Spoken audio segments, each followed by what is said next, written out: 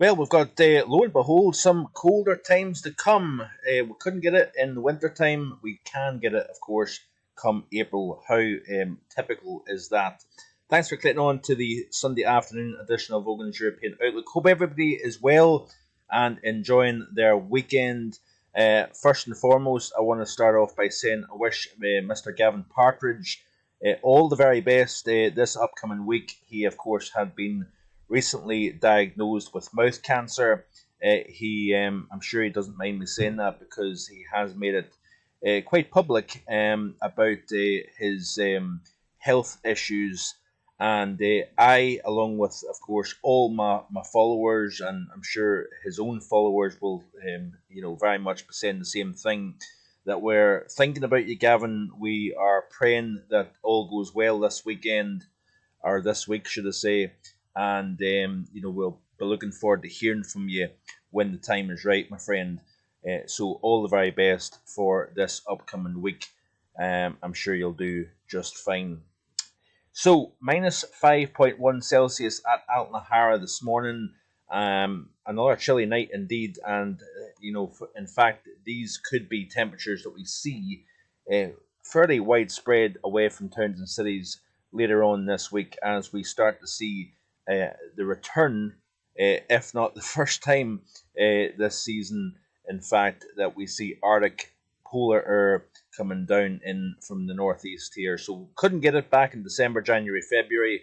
We'll have to wait until a time when we don't want it for it to arrive in the UK. That's just the way it goes here, I'm afraid. And it's not overly unusual to see temperatures of widely 15 to 18 Celsius, and then a cold spell with even snow afterwards here.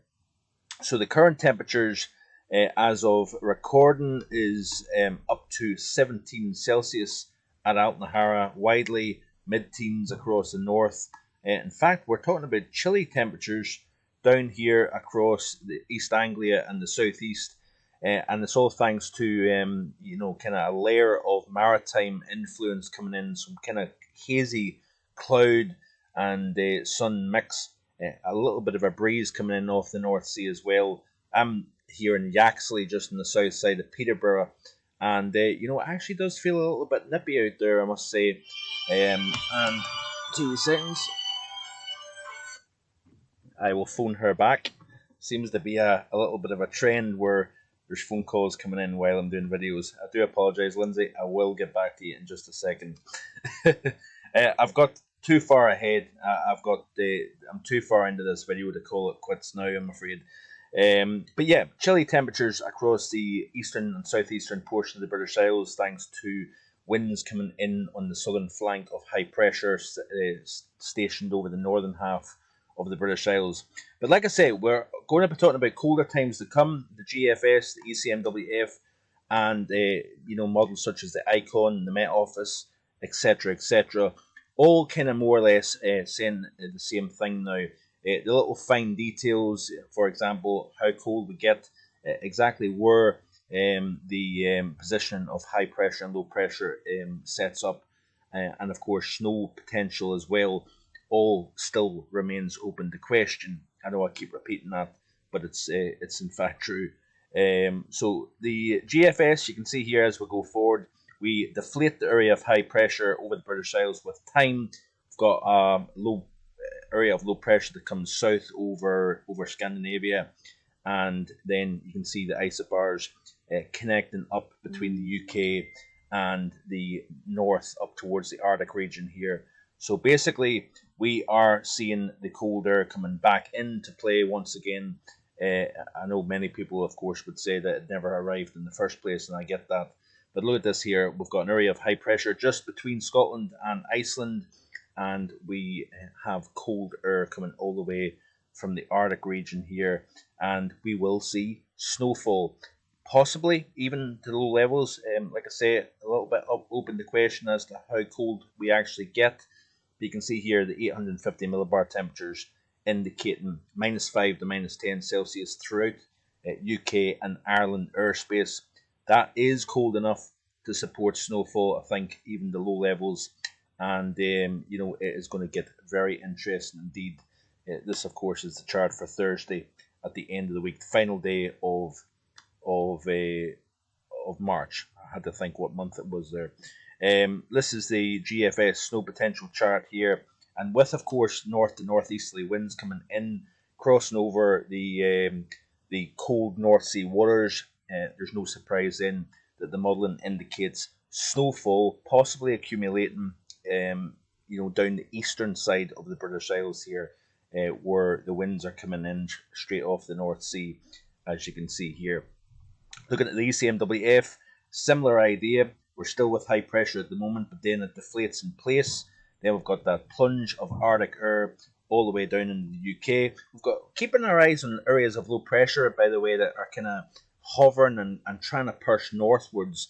Of course, as the cold air comes down and these areas of low pressure come north, we need to keep an eye on possible snow scenarios with these, and of course, nailing down the details, you know, 5, 6, 7 days in advance is simply a waste of time. But you can see the general idea is the same idea. We've got cold air coming straight out of the Arctic region. You look at the 850 millibar temperature chart here. We've got the same idea as the GFS, where we've got -5 to -10 Celsius covering the UK.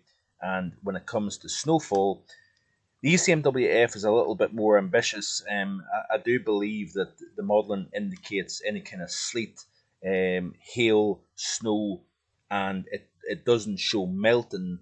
So it looks as if, you know, seen by the ECMWF, we basically get a covering of snow across the UK.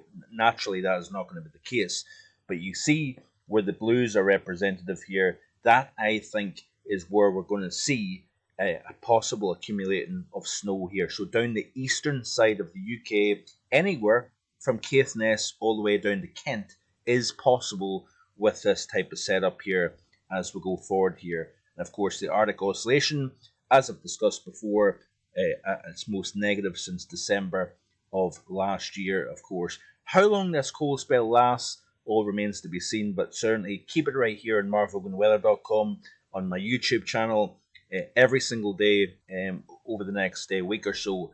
I'll endeavour to show you the very latest potential for cold, for snow, temperatures. How cold are we going to get?